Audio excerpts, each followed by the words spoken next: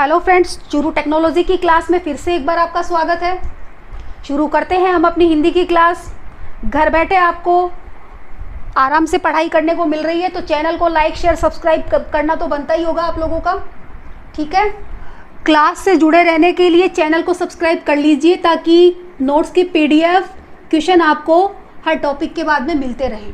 ठीक है, तो हम बात कर रहे थे आपके स्वर और व्यंजनों के विभाजन की। हमने देखा कि प्रयत्न के आधार पर जो व्यंजनों का विभाजन था, आपने देखा अभ्यंतर प्रयत्न। अभ्यंतर प्रयत्न में आप जो 6-7 इसके प्रकार थे वो पढ़ चुके थे। बाह्य प्रयत्न के आधार पे मैंने आपको बताया था कि बाह्य प्रयत्न के आधार पे जो विभाजन है वो 2 तरह से होता है। पहला विभाजन था बाह्य प्रयत्न के आधार पे, जो पहला विभाजन था वो था श्वास वायु के आधार पर विभाजन।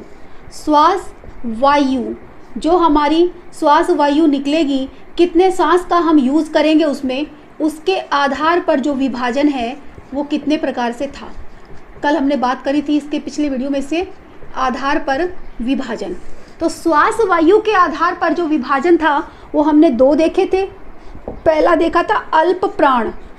अल्प प्राण जो वर्ण है वो कौन कौन से होते हैं। अल्प प्राण वर्ण कौन कौन से होते हैं। अल्प प्राण वर्ण कुल 30 होते हैं। कुल 30 अल्प प्राण वर्ण, जिसमें से 11 तो स्वर हो गए आपके। सभी जो स्वर हैं वो अल्प प्राण हैं। ध्यान रखना, क्वेश्चन आए स्वर का तो जो भी 11 स्वर हैं वो सारे के सारे अल्प प्राण हैं। और व्यंजन जो हैं वो कितने, अब टोटल अगर 30 अल्प प्राण हैं तो स्वर हो गए 11, व्यंजन बच गए 19। कौन से 19? कौन से 19 व्यंजन हमारे पास हैं वो देखेंगे हम। तो देखिए, प्रत्येक वर्ग का, इसको लिख लेना साथ में, बाकी हम बाद में इसका चार्ट बनाएंगे। प्रत्येक वर्ग का पहला, तीसरा और पांचवा वर्ण, पहला, तीसरा, पांचवा वर्ण, प्रत्येक वर्ग का पहला, तीसरा, पांचवा वर्ण कुल कितने हो गए? 15, क्योंकि 5 निकलेंगे ना। एक वर्ग में कितने? 3 आ गए, तो 5 गुणा 3 15 तो हो गए आपके वर्गीय व्यंजन। 15 वर्गीय व्यंजन कौन कौन से? अब बात करें कै वर्ग से तो कै, गै, अंगै। च वर्ग से बात करें तो च, जय, य। ट वर्ग से बात करें तो पहला होगा ट, तीसरा होगा ड, पांचवा होगा अण। ठीक है, त वर्ग से बात करें तो त, द, न। प वर्ग से बात करें तो प, ब और मै। तो 15 हो गए वर्गीय व्यंजन। अब जो 4 रह गए वो 4 क्या होंगे आपके? अंतस्थ, य, र, ल और व। ये 4। इस तरह से कुल आपके 30 जो अल्प प्राण स्वर होते हैं, अल्प प्राण वर्ण होते हैं। अल्प प्राण वर्ण में स्वर कितने? 11, व्यंजन कितने? 19। कौन कौन से 19? 11 स्वर हो गए, व्यंजन कौन कौन से? 19। प्रत्येक वर्ग का पहला, तीसरा, पांचवा वर्ण, तो एक वर्ग से जब 3 निकलेंगे, 5 वर्ग से 3 निकले तो कितने हो गए? 15। 15 वर्गीय व्यंजन हो गए। और यह र, ल, व 4 ये हो गए, तो 15 + 4 19। 19 अपने व्यंजन, 11 अपने स्वर। ये हुए अल्प प्राण। अब जो बच गए वो महाप्राण में आ जाएंगे। दूसरा महाप्राण।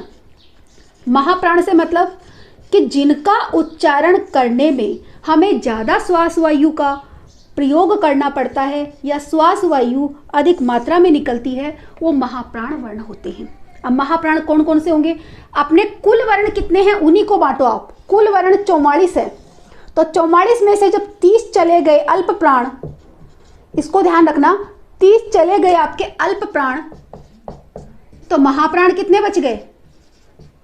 44 में से 30 निकल गए तो महाप्राण अपने बच गए 14। कुल महाप्राण वर्ण है 14। अब 14 कौन कौन से हैं देखना। आपने प्रत्येक वर्ग का पहला, तीसरा, पांचवा यहां ले लिया, तो दूसरा और चौथा जो बच गया, प्रत्येक वर्ग का दूसरा और चौथा, प्रत्येक वर्ग का दूसरा और चौथा वर्ण, दूसरा और चौथा कौन कौन सा? पहले में देखें तो ख और घ, दूसरे वर्ग में आप देखोगे च वाले में तो छ और झ, ट में आ जाएगा ठ और ढ, त में आ जाएगा थ और ध, और प वाले में आ जाएगा फ और भ। तो प्रत्येक वर्ग का दूसरा चौथा वर्ण कितने हो जाएंगे, 2 वर्ण लिए हमने तो 2 × 5 10 तो ये हो गए। अब 4 बच गए, वो क्या होंगे, 4 जो बच गए वो अपने होंगे श, स, स और है, ये 4। इस तरह से जो 14 जो वर्ण हैं अपने वो होते हैं महाप्राण। 30 अल्प प्राण, 14 महाप्राण, ध्यान रह जाएगा। वापस देखिए, जो 30 अल्प प्राण है उसमें 11 स्वर, कुल वर्ण 44, 44 को ही बांटना है हमें, 45 भी नहीं करना और 43 भी नहीं रखना, 44 को ही बांटना है। देखिए 30 प्लस आपके 14, 30 प्लस 14, 30 ये और 14 ये, टोटल 44 हो रहे हैं वर्ण, ठीक है।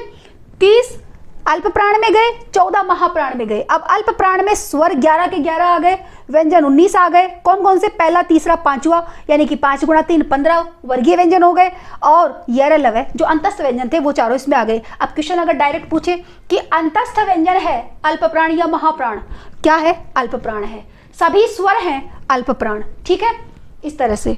और जो आपके ऊष्म व्यंजन है वो क्या है, महाप्राण, ठीक है। अब दूसरी हम बात करेंगे इसकी, स्वर तंत्रियों में नाद के आधार पर, इनको लिखते जाना साथ साथ में, और चैनल का भी ध्यान रखना, चैनल को लाइक शेयर करते रहें, सब्सक्राइब कर लें ताकि आने वाले वीडियो कंटिन्यू आपको मिलते रहें।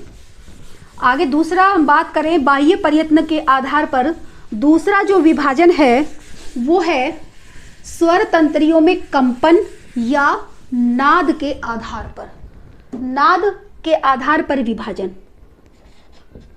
नाद के आधार पर वर्ण, नाद के आधार पर वर्ण कितने प्रकार के होते हैं। नाद के आधार पे वर्ण, पहला आता है सघोष व्यंजन, ये भी 44 ही बांटना है हमें, सघोष, और दूसरा आता है अघोष, दूसरा आता है अघोष। सघोष व्यंजन कौन कौन से होते हैं, तो सघोष जो होंगे, एक तो उसमें सारे स्वर आपके आ जाएंगे, स्वर 11 के 11 स्वर क्या हो जाएंगे, सघोष हो जाएंगे, 11 के 11 स्वर सघोष हो जाएंगे। और प्रत्येक वर्ग का दूसरा और चौथा वर्ण, दूसरा चौथा वर्ण, और आपके श, स और है, ठीक है। कितने हो गए, देखो 11 स्वर, सभी स्वर सघोष हैं और सभी स्वर अल्प प्राण हैं, ठीक है। प्रत्येक वर्ग का दूसरा चौथा वर्ण, ये कितने हो गए, 10 हो गए, ठीक है।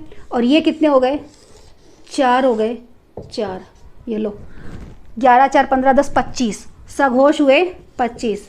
अब जो 15 बचेंगे वो अघोष में चले जाएंगे, जो 15 बचेंगे, सॉरी 25, ये 19 जो बचेंगे। अब देखिए इसमें आपके आ जाएंगे जो बचे हुए हैं, प्रत्येक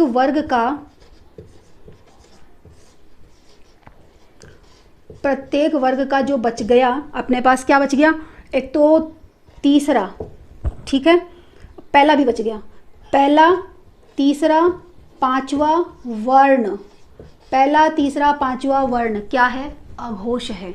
तो क्या करेंगे, 3 × 5 15, 15 तो ये हो गए, और आपके इसमें बच गए ये रे, ले और वे, अंतस्थ व्यंजन, 4 जो बच गए अंतस्थ व्यंजन, 15 और 4 19। तो देखिए कुल ये कितने हुए, सघोष हुए 25 और अघोष हुए 19। ये लो, ये भी वापस इनका जोड़ कितना आ रहा है, 44 आ रहा है, और 44 ही आना चाहिए। इस प्रकार आपके स्वर और व्यंजनों का विभाजन यहाँ पे कंप्लीट हो जाता है। और इसके साथ ही ये टॉपिक है वो लगभग पूरा हो चुका है। इस टॉपिक के बारे में 1-2 चीज़ें और आपको बतानी है, छोटी छोटी ये पॉइंट है छोटे छोटे, वो ध्यान रखना। उसमें से 1-2 चीज़ें जो खास है वो बता देती हूँ मैं अभी, फिर ये टॉपिक पूरा हो जाएगा।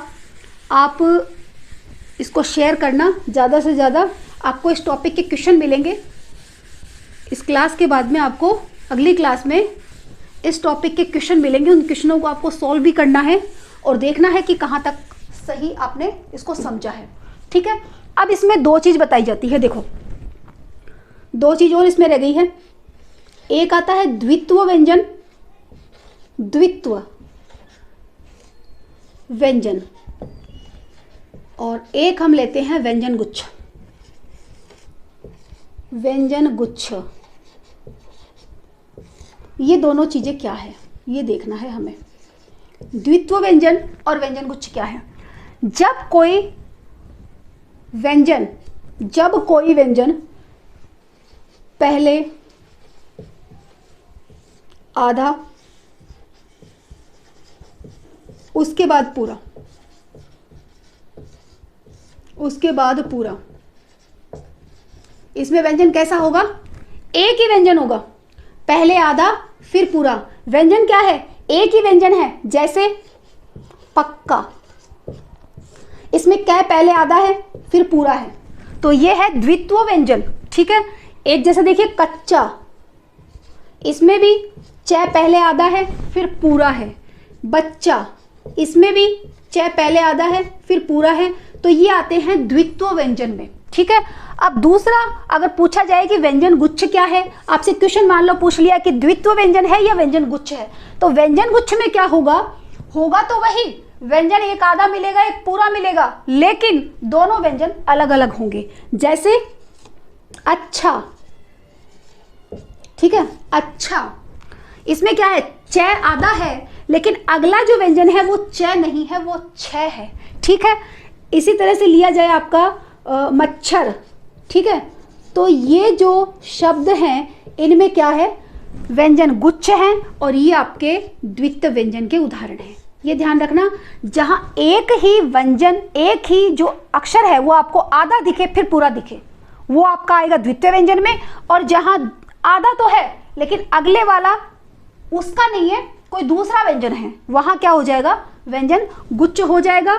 इसी के साथ ये जो टॉपिक है वो अपना पूरा हो जाता है, पहला वर्ण विचार का।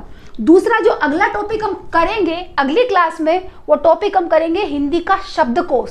क्योंकि क्वेश्चन आता है इस तरह से कि 5-6 शब्द दे दिए और पूछ लिया कि हिंदी शब्दकोश के अनुसार इनमें से पहले क्रम पे कौन सा आएगा या अंतिम क्रम पे कौन सा आएगा।